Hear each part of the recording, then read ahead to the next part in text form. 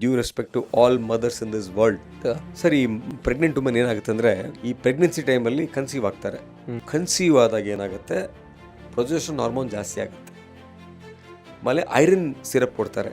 Iron syrup ಕೊಟ್ಟಾಗ motion ಗಟ್ಟಿ ಆಗುತ್ತೆ. ಗಟ್ಟಿ ಆಗೋದಾಗ ಕ್ರ್ಯಾಕ್ ಆಗುತ್ತೆ. ಆ ಕ್ರ್ಯಾಕ್ನ ಫಿಷರ್ ಅಂತ ಕರಿತೀವಿ. ಕ್ರ್ಯಾಕ್ ಆದಾಗ ಪೇಯ್ನ್ ಆಗುತ್ತೆ, ಬರ್ನ್ ಆಗುತ್ತೆ, ಬ್ಲೀಡ್ ಆಗುತ್ತೆ.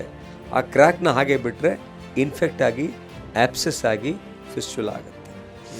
ಈ ಥರ ಹಾರ್ಡ್ ಮೋಷನ್ ಹೋಗ್ತಾ ಇದ್ರೆ ಪೈಲ್ಸ್ ಆಗುತ್ತೆ. ಪ್ಲಸ್ ಮಗು ಇರುತ್ತೆ. ಮಗು ಇದ್ದಾಗ ಆ ಮಗು ಪ್ರೆಷರು ಏನಲ್ಲಿ ಕೆನಾಲ್ ಮೇಲೆ ಹೋಗ್ತಾ ಇರುತ್ತೆ.